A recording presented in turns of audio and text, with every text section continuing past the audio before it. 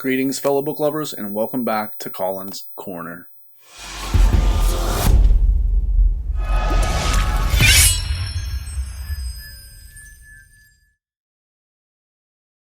Today, guys, we are going to be going over everything that I managed to read in the month of October, and we're also going to just roll this into my TBR for November, because I've got to admit something to you guys, and I feel like it happens to all of us, and it's really frustrating me right now. But I am really in a slump. Right now, I'm kind of breaking out of it. But for a lot of October and into November, I just feel like for the first time in a long time, I've been in specifically a reading slump. But I've just kind of felt slumpy in life.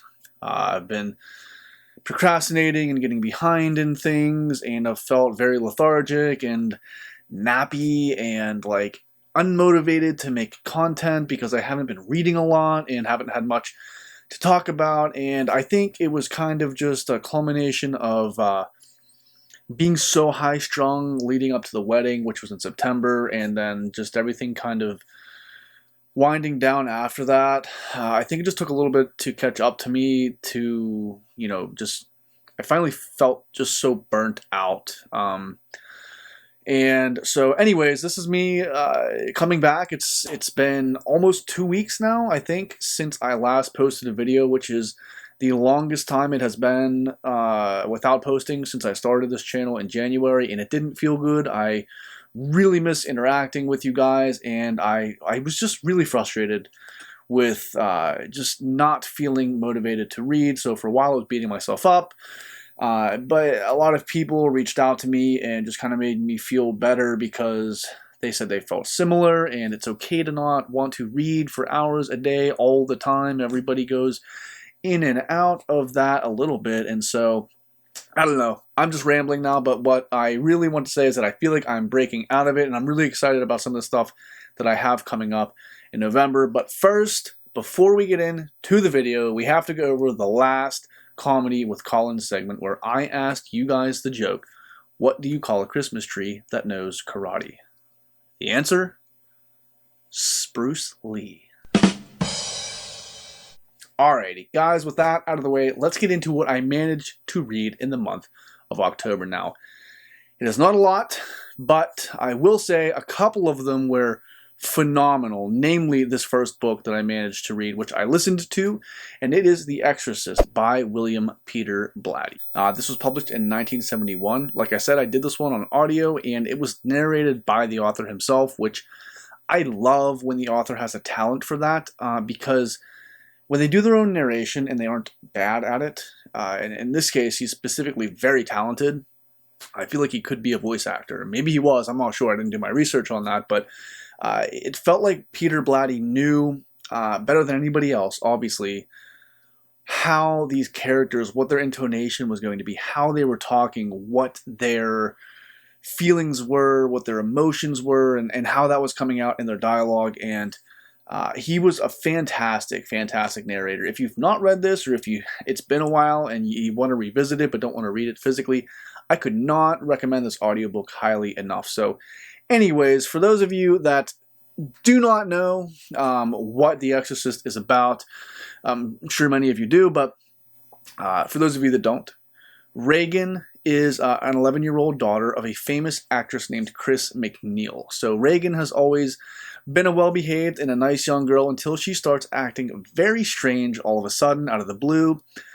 She's playing with Ouija boards. She begins conversing with an imaginary friend that she has named, or says is named, Captain Howdy, and she becomes extremely violently ill. And Chris seems to think there is a lot more wrong with her daughter than meets the eye and can maybe be addressed by typical traditional medicine or psychiatry. Now, on top of all this going on within this family, there are some strange goings on at the local churches, such as desecrations, and there's actually a murder that points to the hands of an extremely physically strong person. Now, when all else fails, two priests are called in to perform an exorcist.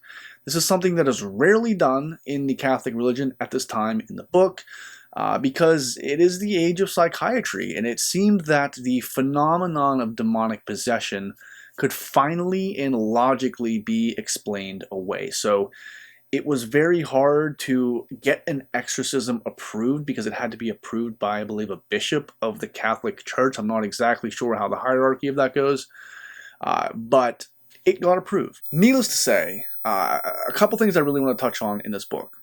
It felt like a traditional horror feel. Now, I love horror.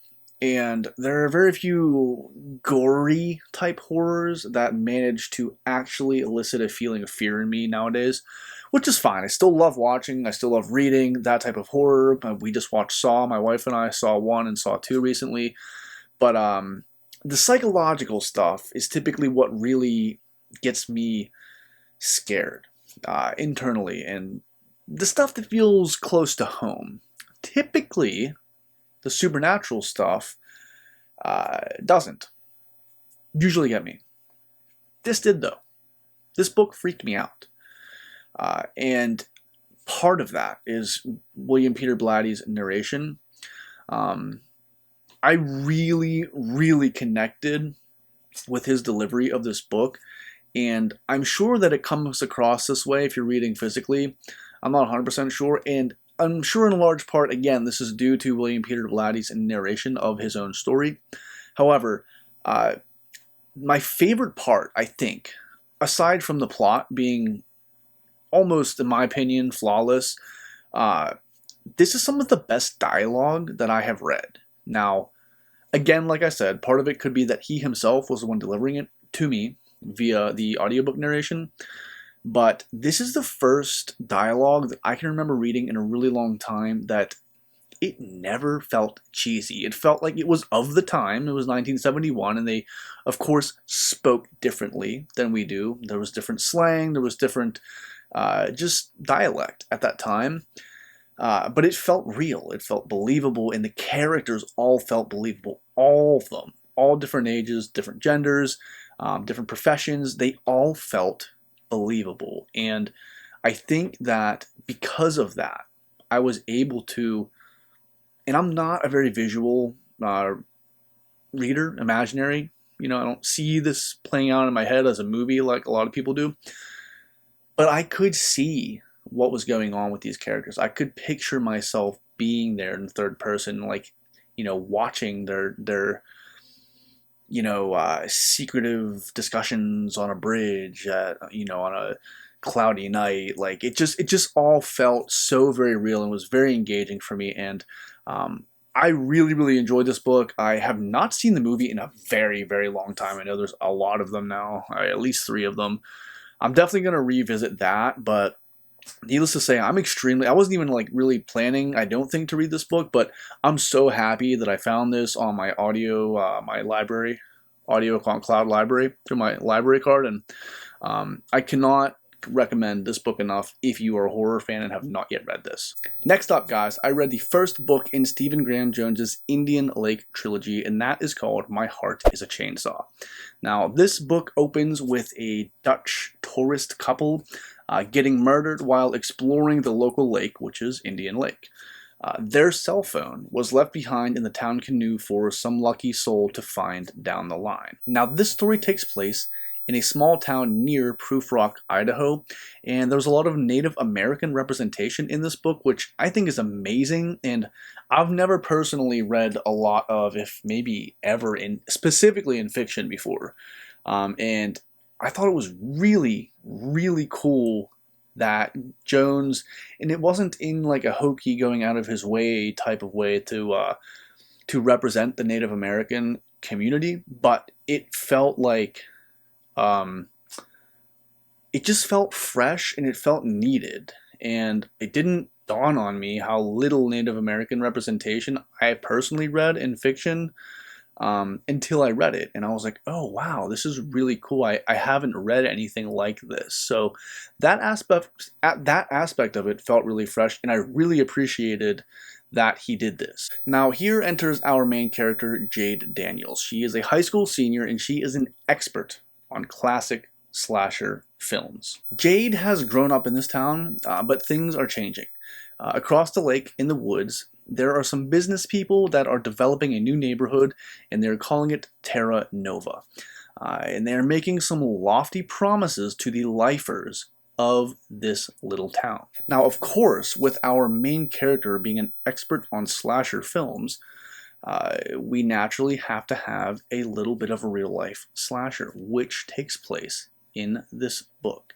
This first novel was very, very successful in getting me attached to two characters in specific, which are Jade McDaniels, which is our main character, and another character that gets introduced a little ways into the book, and her name is Letha Mondragon. Okay, other than Anamander Rake of my recent reads, Letha Mondragon has to be one of the coolest names. I don't know if it's real life inspired or if Stephen Graham Jones just came up with this, if it's derivative of Native American culture in some way, but I could not get over, and I still can't, how freaking cool the name Letha Mondragon is. So that was just a small aside, but anyways, I think that it's become pretty evident to me Stephen Graham Jones has a talent for character development, and the plot of this book was also extremely well done and created a lot of tense moments, dreadful moments, moments of triumph, moments of despair, of surprise, of anger, just anything a classic slasher movie, if you get my feel, would do. Graham Jones was able to elicit those feelings within me throughout this book, and part of that was a product of how connected to these characters and to this plot that I got. So I think that Stephen Graham Jones, obviously Jade McDaniels in our book, you'll see, has done an extensive amount of homework and studying on her slasher films, which really means by product that Stephen Graham Jones is well watched in the classic slasher genre. And if you really enjoy watching slashers or those old classic, kind of like the Exorcist style classic horror films, and you would get a lot of references to them, you are going to love this book. It is an absolutely wonderful nod to that realm of media, of horror media. Next up, guys, we're going to get to the beginning of my downfall. Let me see if I can find it here. And this is the book I started, Imaginary Friend. Bada boom, bada bing. And this is the first book, guys, in as long as I can remember, maybe 2 years, that I've DNF'd. And I think this book put me in a slump. I was maybe heading towards a slump in the first place, but this kind of sped that process up a little bit, and I fought against it for a really long time, and then I just looked at my bookshelf and talked to some people, and there's so many books that I want to get to. There's no need to force myself through a book that I'm just not enjoying. And I don't want you to think, because I know there's a lot of people that are fans of this book, and I don't want you to think that I'm just kind of, writing it all entirely off, because that's not the case. This book, I was really interested in the beginning, and the premise of it I thought was fantastic and mysterious and different, and it got me really excited to read this book when this kid, this kid and his mom are escaping an abusive relationship with the father and the husband, and they move to a new town, and they don't know if he's chasing them or looking for them, and all of a sudden the kid disappears in the woods and has to, he meets an imaginary friend and has to build a treehouse in the woods. That all sounded really, really cool to me. And it was in the beginning, and somewhere around the 300-page mark, I just tapped out. I don't know what happened. It started to feel repetitive. It started to feel predictable. It started to feel like there was some meandering going on, that I just wasn't invested in the characters and the plot enough to go along with, like I am oftentimes in Stephen King books or Robin Hobb books or Erickson books or whatever you may have. I wasn't engaged. I wasn't engaged, and I was fighting it because I wanted to really love this book, and it might finish fantastically, but I really felt for the first time in a long time that I was forcing myself to get through a book, and that was not a fun place to be. And so I stopped. I put down the shovel, I quit digging, and For right now, it's a DNF. If I, get the gumption to get back into it and want to finish it, I will let you guys know. But as of right now, that is the first DNF, definitely since starting this channel, physically at least. And I think in part, to be fair, it was that I was already like kind of heading towards a slump, and this was it's like 700 some page book, and so it just kind of lost its way with me. And for that reason, I put it down for now. But I will let you guys know if I get up the energy and the interest to revisit this. Next up, guys, I know this is a little bit of a longer video, but we're just going to briefly go over my TBR for November, some of which I have already started. But I'm going to start off with a book called The Sundown Motel. Now, this is a book by an author named Simone St. James.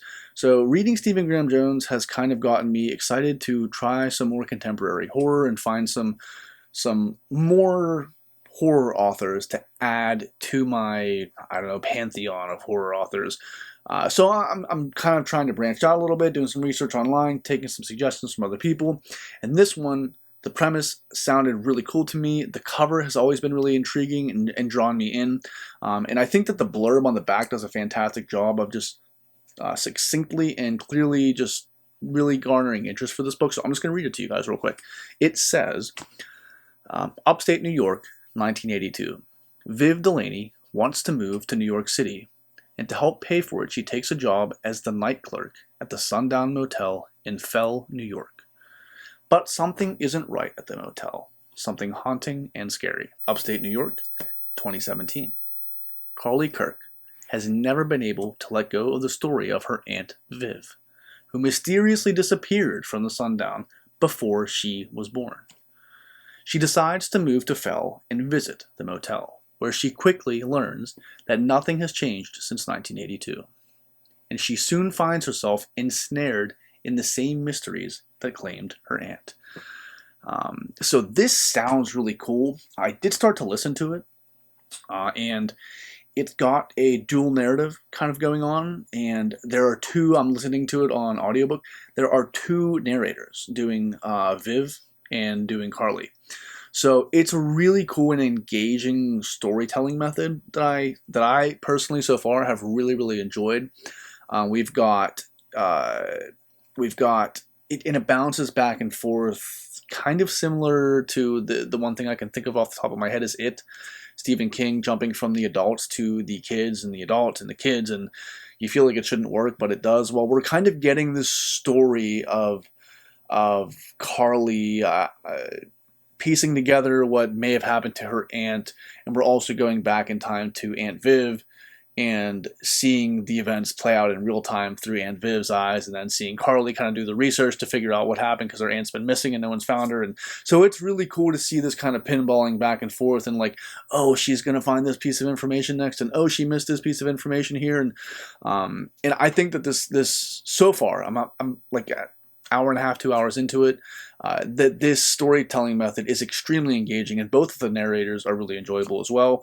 So if you've got interest in this, I highly recommend maybe checking this one out on audio. And I did find it for free on Cloud Library if you have access to Cloud Library. Next up, guys, since I loved My Heart is a Chainsaw so much, I figured I would continue the Indian Lakes trilogy with the second book titled Don't Fear the Reaper.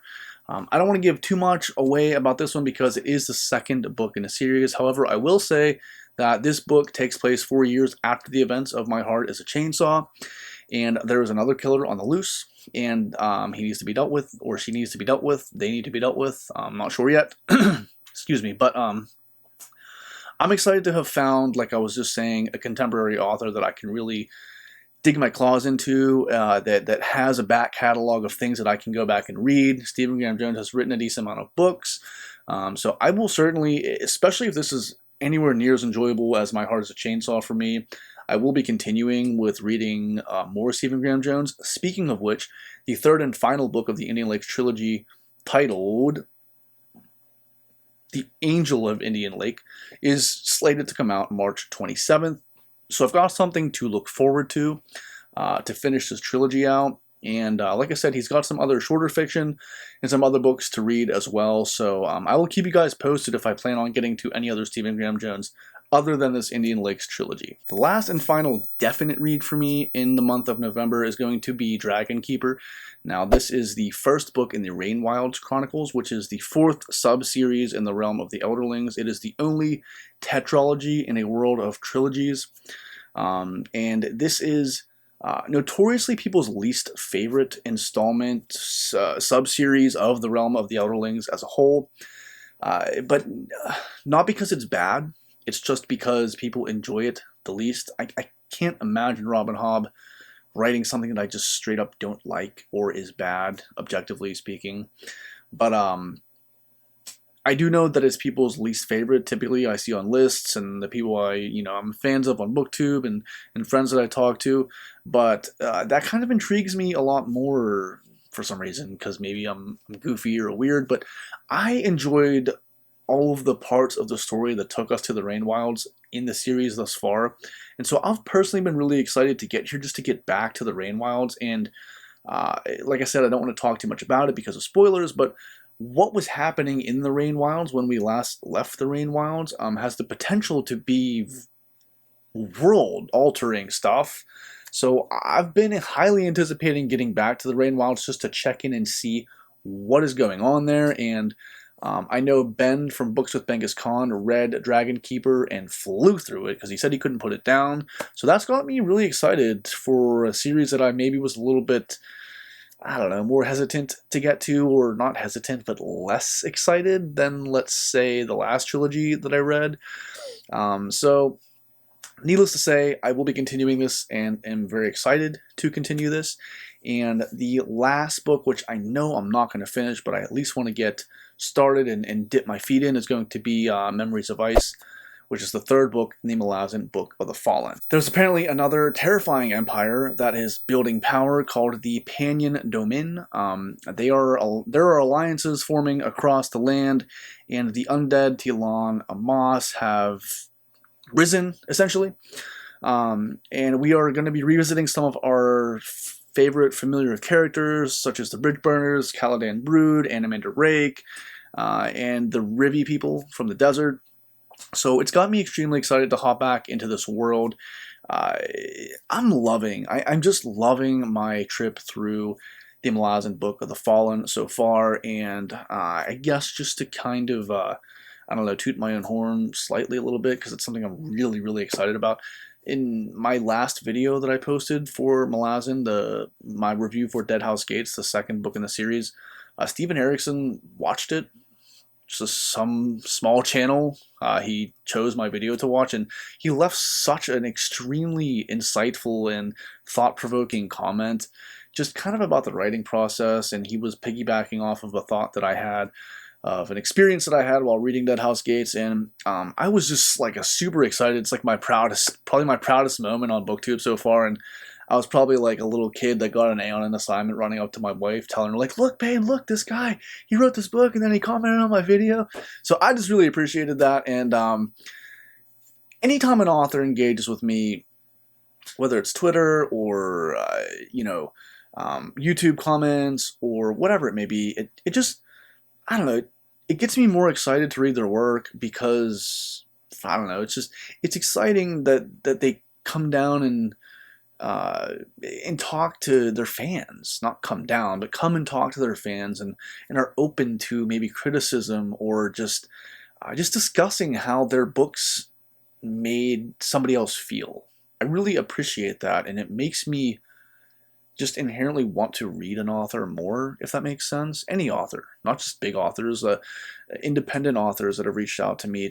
It's made me more interested in wanting to read their work. So I really appreciated that. Again, I am super excited to get to book 3, and the same crew with Christopher Navo, Usman from Bards and Books, and Caleb from Celebrity. We plan on doing another discussion of Memories of Ice when we finish it. I don't know when that's going to be, but like always, we will keep you guys posted. This one's pretty long, and we're going to take our time with it. But we do plan on grouping back up at the end and having another live discussion. And we'd love for all of you that have been there so far with us to come and join the live discussion whenever it is that happens. I know, like I said, this may have been a little bit of a longer video, but Guys, I needed to break out of this slump. I missed talking to you guys, interacting with you guys in the comments about what you're reading, about what I'm reading. So please stop by and let me know what you managed to read in the month of October, maybe what your favorite read was and what you're most excited to read in November. I will be there in the comments. I literally try to answer every single comment that I ever get on YouTube as quickly as I can, because I just take pride in and really genuinely enjoy speaking with all of you guys about your reads and about your reactions to my reads and whatnot. It's the main reason I started this channel. So thank you guys all that do engage, and tons of you do engage, and it makes this journey that I've got no expectations for just so much fun. And I've met so many amazing people so far on this booktube journey of mine, so I really appreciate all of you.